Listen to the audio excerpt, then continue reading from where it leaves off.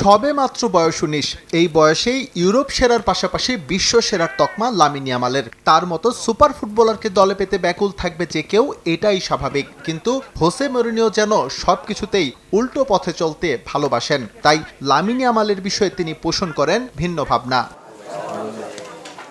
চলতি মৌসুমে বেশ মোটা অঙ্কের টাকা খরচ করে লাইপজিগ থেকে ইয়ান দিওমান্দেকে দলে ফিরিয়েছে রিয়াল মাদ্রিদ। মরিনিওর প্রেসক্রিপশনে তার পেছনে যে টাকা লগ্নি করেছে মাদ্রিদিস্তা, তাতে প্রশ্ন উঠেছিল এই লগ্নি রিয়াল লামিন ইয়ামালের পেছনে করতে পারত কিনা। যে প্রশ্নের জবাব দ্য স্পেশাল ওয়ান দিয়েছেন অনেকটা অবজ্ঞার সুরেই। সে একজন অসাধারণ ফুটবলার, এ বিষয়ে কারো সন্দেহ নেই। এত অল্প বয়সে তার অবিশ্বাস্য রকমের দক্ষতা। এই বয়সে ইউরো চ্যাম্পিয়ন হওয়ার পাশাপাশি বিশ্বকাপ জেতা স্বাভাবিক কোনো ঘটনা নয়, কিন্তু বাস্তবতা হলো এই মুহূর্তে আমাদের কাছে টপ ক্লাস ফুটবলার আছে, আর সেখানে অন্য কারো জায়গা নেই। আমার কাছে আমার ফুটবলাররাই সবার চেয়ে সেরা।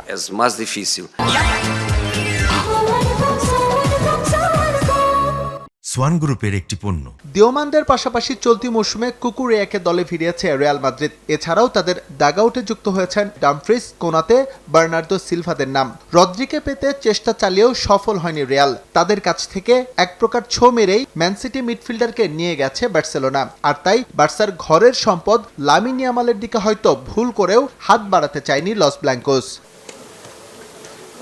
এরই মধ্যে ৩ সিজন পেরিয়ে গেছে, লিগ টাইটেল জেতা হয়নি রিয়ালের। তাদের সবশেষ চ্যাম্পিয়ন্স লিগ এসেছে বছর ২ পেরিয়েছে। সব মিলিয়ে মেজর শিরোপার খোঁজে হন্যে হয়ে আছে মাদ্রিদের রাজারা। ক্লাবে মরিনোর দ্বিতীয় ইনিংসে কতটা সফলতা ধরা দেয় সেটা দেখার বিষয়। তার আগে অবশ্য প্রস্তুতিটা হয়েছে জুৎসই।